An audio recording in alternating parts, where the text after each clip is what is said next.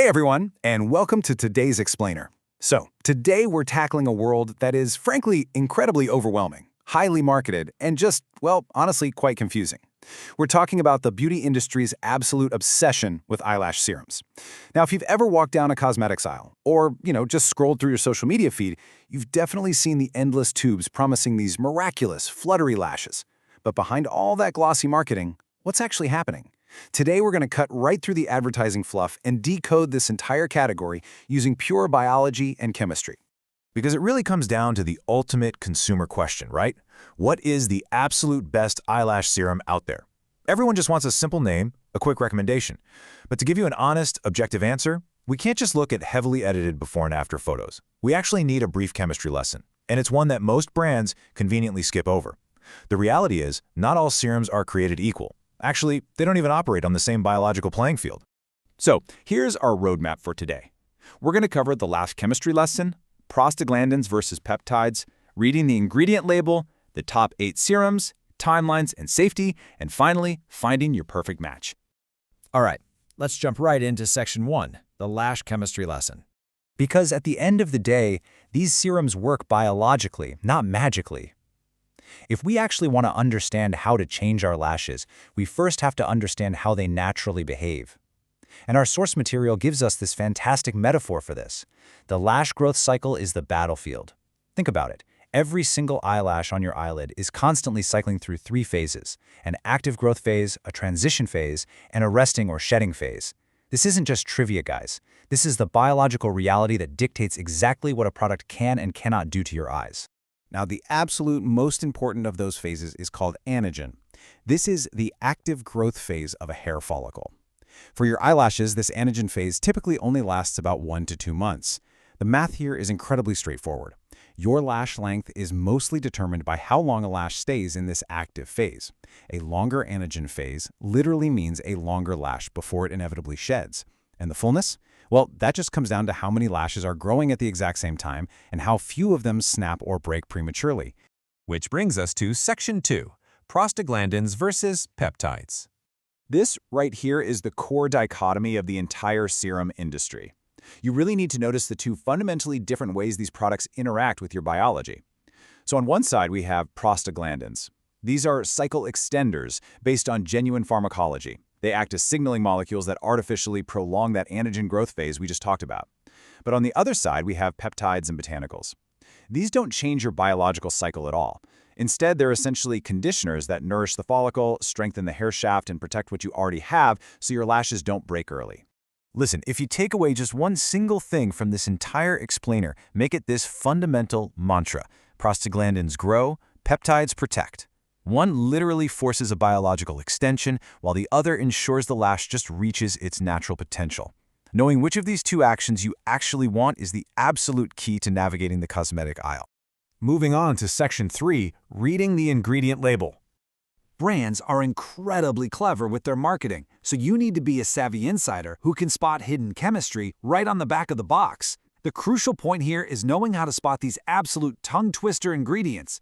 Brands aren't required to slap a giant warning label on the front of the box if they use a prostaglandin-analogue, so they've kind of just buried them deep in the ingredient list. You want to look for bimatoprost. That's the prescription-grade one. Over the counter, look for isopropyl-chlorprostanate, or even newer derivatives like dichloro-dihydroxydifluoroethylchlorprostanolinamide. And no, you don't need a chemistry degree to pronounce it, you just need to be able to spot it. If you see these, you need to know you're dealing with hormone pathway pharmacology, not just a simple vitamin mix. But hey, you also need to know what to run away from. So here are the major red flags to avoid. First up, formulas that are basically just water and glycerin but promise massive growth. They're honestly just selling hope. Second, those hidden prostaglandins wrapped up in eco-friendly, natural marketing. Don't fall for it. Third, miracle 1-week promises. As we've just learned, biology takes weeks, not days. And finally, entirely unbranded marketplace serums that have absolutely zero ingredient accountability. Just stay away. All right, Section 4, the top 8 serums. With all that science under our belts, let's shift from chemical theory to practical reality. Here is the comprehensive table straight from the source material.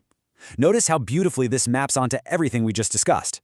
At the very top, rank 1 is Latisse. It is the absolute maximum, clinically proven to work using bimatoprost. But it requires a prescription and it's going to cost you up to $180 a month. Rank 2 is GrandeLASH-MD, which is your over-the-counter powerhouse. It uses a milder analog to achieve strong results without needing a doctor's note.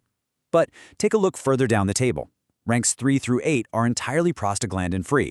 Let's talk about those prostaglandin-free options for a second, what the source calls the peptide tier. This is championed by products like UKLash and RevitaLash Advanced. Now, this tier is not just a weaker compromise to Latisse, it's an entirely different mechanism. It's actually the correct, gentle tool for people who wear eyelash extensions and want to strengthen their natural lashes, or for users who simply want healthier, shinier lashes without tapping into heavy pharmacology. But nestled right there in the middle of our rankings at number 5 is something truly special.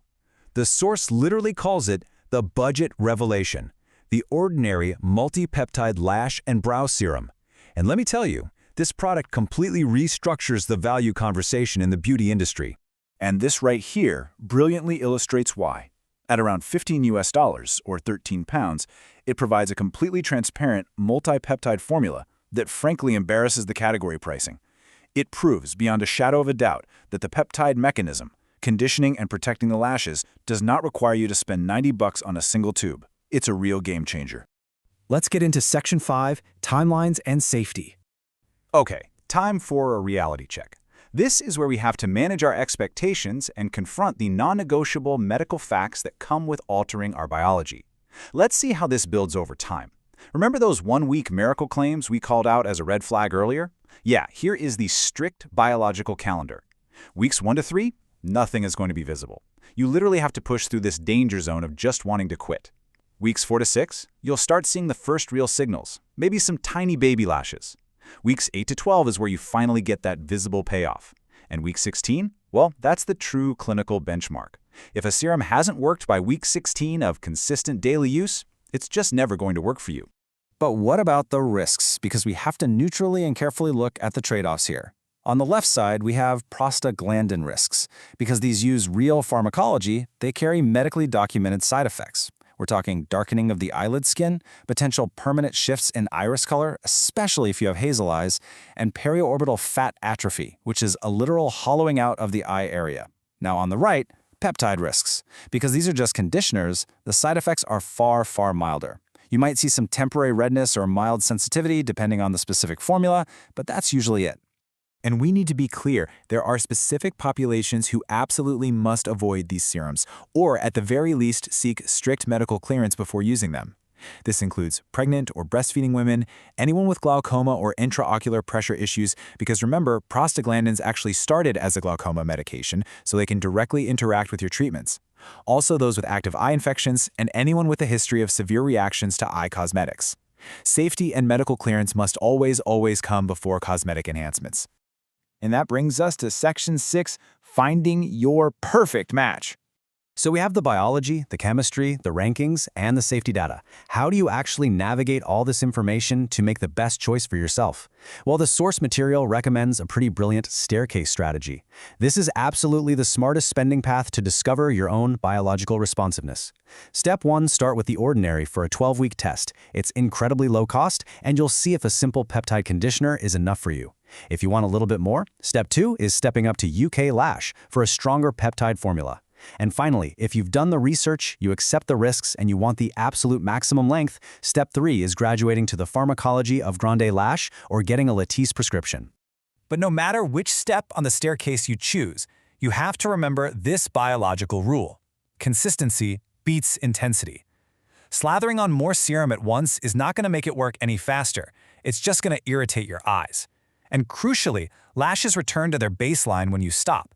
A lash serum is a daily routine, guys, not a one-time course. You simply cannot outsmart the natural shedding cycle. And that brings us to our final thought.